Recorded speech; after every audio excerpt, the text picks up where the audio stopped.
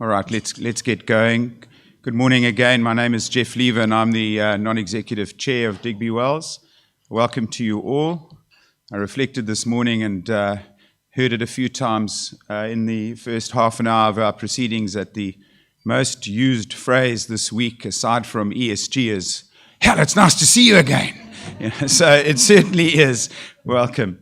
Quick health and safety check. In the case of emergency, please exit either through the doors that you entered, which often isn't particularly helpful. We've got two alternative doors at the back on the left and the right. The doors on your left, as you see them, they go to back of house. I strongly recommend you don't use those as an exit. My job this morning is simple, is basically to get the game going. Firstly, the program. I'm going to introduce you to Graham Truslow. Probably doesn't need a hell of a lot of background. The CEO, one of the founding members of Digby Wells. Then we're going to get Graham to introduce the panel, of course, and then facilitate the process, including questions and answers. And after that, we'll move back through to the reception area on your right for a light breakfast. With that, I wish you well. Thanks again and enjoy. Graham?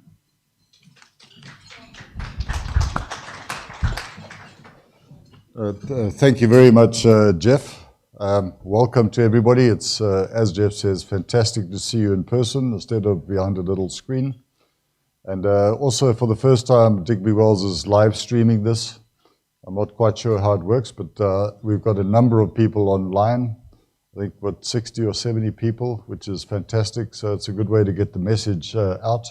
And we've got a very exciting group of speakers and some interesting topics to cover. Let's see if this all works. Right, we're gonna have a little safety moment. It's a bit like double materiality, which we're going to be debating on. We're going to have two safety moments. Just give a little overview of where Digby Wells is and what's happened since we last saw you here almost 2.5 years ago. And then we're going to be getting into our panelists. First of all, we got Hilaire Diarra from Mali. He's online. Unfortunately, he couldn't get a visa. So my apologies as a South African that we are messing up visas for a lot of people who should have been here and wanted to be here but couldn't be here. Then we've got Abel Sakhau from Exxaro. Very interesting topic. What do you do if you've got a whole big coal asset? How do you handle it? How do you transition it? And then Karien Lotter-Dogru, who is in sustainability and social specialist from Anglo, going to be letting us know a little bit more about how Anglo handles it. We're going to have 10 minutes or so per speaker, and then there'll be a time for Q&A afterwards. And, that'll be the online portion, but as Jeff says, there will be breakfast thereafter, and we want to carry on the discussion. So nobody needs to leave the foyer. If we can do online or carry on, please let's do it. But let's make sure the discussions continue. Right, tailings management. I mean, there's been a huge issue around the mining world for the last few years. Unfortunately, we always have to wait for a disaster, before we bring out new standards and new regulations. But just remember, all of us in our operations, there's people below the tailings dam. There's closure issues. So let's do the thing properly while the operations are ongoing. Just introducing our leadership team or our board members. So Jeff, for those who didn't know, who did the introduction. Nombini Matlomakulu in the front row here. Daniel or Dani Otto in the back there. Lucy Stevens in the front. Myself and Roger Williams in the middle there. Please, if you don't know us, most of us are friends here, but if you don't know us, please introduce yourselves. Just where is Digby Wells today? We've got 6 offices in Europe and Africa.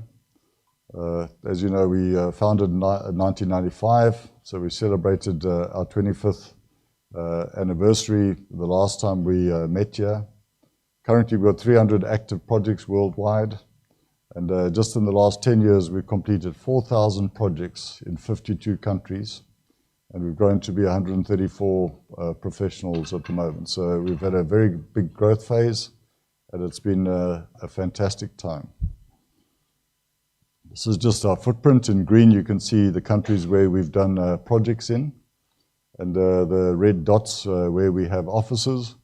We're still very much African focused, but the last few years we're doing a lot more work in North, South, and Central America, and we hope to continue that on our growth path. We decided to walk the talk and produce our first impact report. We help a lot of our clients to do these things, and we have never done it for our own company. So we reviewed, when we started out in '95, we wanted to make a difference. This company's never lacked ambition. It might have lacked management, direction, whatever, but we've always had very good ambition. And we look back on how we've made a difference in the last 27 years, and it's been significant. And there's a lot more to come. And it's not just in our offices. So we didn't do an impact assessment report just on how much plastic we throw away or our carbon footprint, but also the difference we make in our projects of make a difference in people's lives, better bridges, socioeconomic development, through our client network and through our peers. And it's been a great journey. So just what's happened in the last 2 years since we last saw you. We've progressed our office and got fully established in Tanzania, had our local content plan there approved by the government.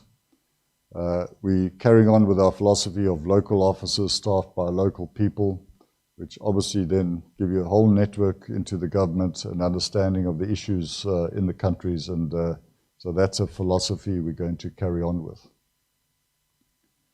We've got a lot more staff than we used to. Since the last mining Indaba, we've probably grown 40% in staff numbers, so able to service you a lot better, and just to be able to tackle the bigger projects with more confidence.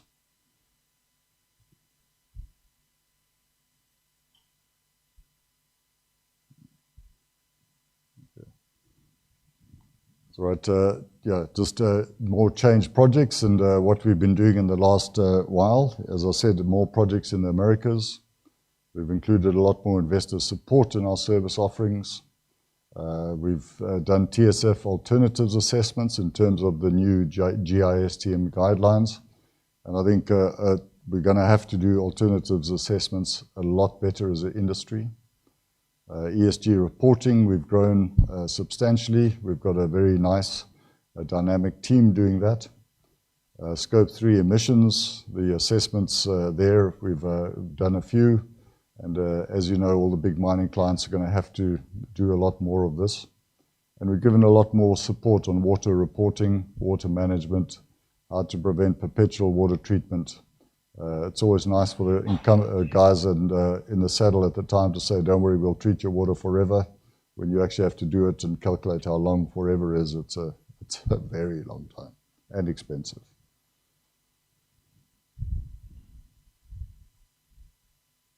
Oh, sorry.